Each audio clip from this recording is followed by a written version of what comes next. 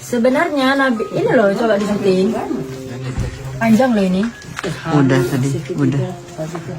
Nah, sebentar. Ini lain cerita sama penaklukan kerajaan Ratu Bilqis. Kerajaan apa? Ratu Bilqis. Kebetulan lah. Ya. Nah, sebenarnya Nabi Harun Ashab bin Barkhiyah ini tidak asing di telinga kita. Iya. Kita sering mendengar kisah-kisahnya Nabi Sulaiman yang mana di balik layar itu selalu ada Ashab bin Barkhiyah. Nabi Harun Ashab bin Barkhiyah ini. Salah satunya beliau adalah orang yang memindahkan kerajaan Ratu Bilqis. Waqala alladhi 'indahu ilmun minal kitabi ana atika bihi qabla ayatudda. Beliau ini adalah orang yang ilmunya itu sangat tinggi, bahkan sepertinya beliau ini sama seperti Nabi Khidir sih, hanya saja beliau ini karena menjadi bawahannya Nabi Sulaiman, jadi beliau harus kayak manut Nabi Sulaiman gitu loh, nggak bisa kayak sekecaan Nabi Khidir. Kalau Nabi Khidir kan suka-suka gue gitu kan orangnya, kalau beliau ini kayak harus menunggu titah Nabi Sulaiman, kalau disuruh gini ya gini gitu loh, seperti itu. Nah, jadi hal-hal yang sulit ya, itu selalu oleh Nabi Sulaiman diserahkan kepada Nabi Harun Ashab bin Barkhiyah. Contohnya seperti memindahkan singgasana Ratu Bilqis, itu yang pertama. Karena dari mana itu singgasananya? Kenapa? Ratu Bilqis itu di mana kok? Bukannya dari Yaman. Bukannya dari Yaman. Oh iya. Sabak kan dari Yaman. Iya, bukan di di Sabak. Sabak Ma'arib kalau nggak salah. Ma'arib daerahnya namanya. Oke. Dipindahkan ke kerajaannya Nabi Sulaiman. Nah, kemudian jin ini jin itu sampai jin ifrit, rajanya para jin kan gagal tuh, nggak bisa gitu loh, nggak bisa memindahkan. Ya bisa memindahkan, cuman tidak secepat segesit si Nabi Harun Ashab bin Barkhiyah, tidak seperti yang diinginkan Nabi Sulaiman gitu loh. Nabi Sulaiman itu kan pengennya secepatnya. pengen itu. GPL itu, nggak pakai lama. Nah, kisah lain dari Harun Ashab bin Barkhiyah ini.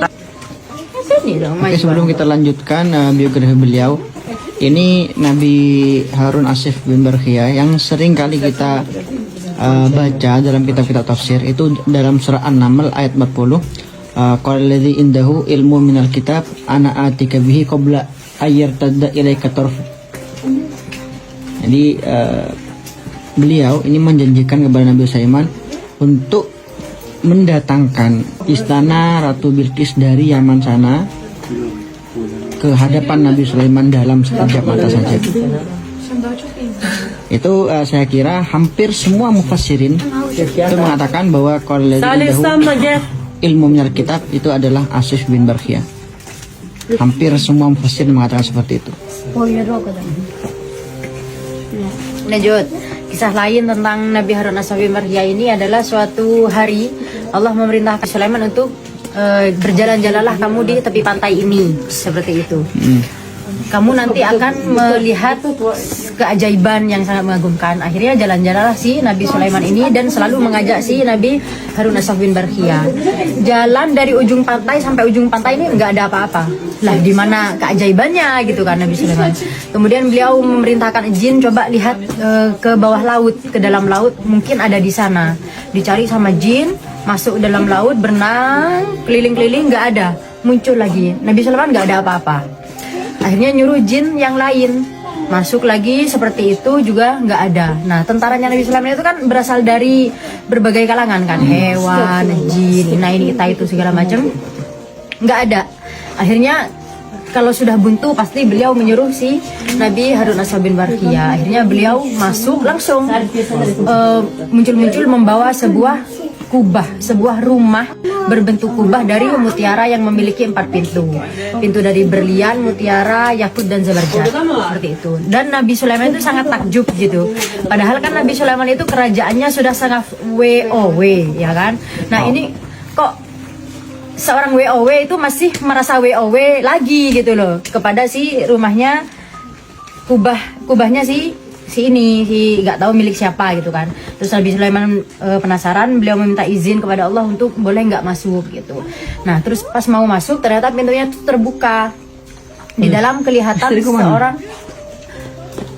seorang yang sedang sholat. Selesai sholat ditanya sama Nabi Sulaiman, ngapain lu di sana?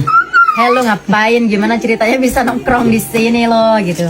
Terus dia bilang, aku mendapatkan ini semua berkat birrul walidanku, berkat baktiku kepada orang tuaku. Bapakku adalah seorang yang lumpuh dan ibuku orang yang buta, dan aku merawat mereka berdua selama 70 tahun. Sebelum ibunya ini meninggal, ibunya ini berdoa kepada Allah, kutitipkan anakku kepadamu, panjangkanlah umurnya dalam ketaatan kepadamu, dan letakkanlah cukupilah kebutuhannya, dan letakkanlah dia di tempat yang nggak bisa digoda setan.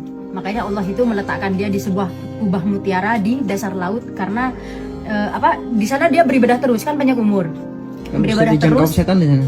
dan tidak bisa dijangkau setan. Dan laki-laki ini hidup sejak zaman Nabi Ibrahim sampai zamannya Nabi Sulaiman, benar-benar panjang umur gitu loh. Oke. Ada yang mengatakan laki-laki ini adalah asal masal Nabi Khidir, tapi ya Allah alam sih.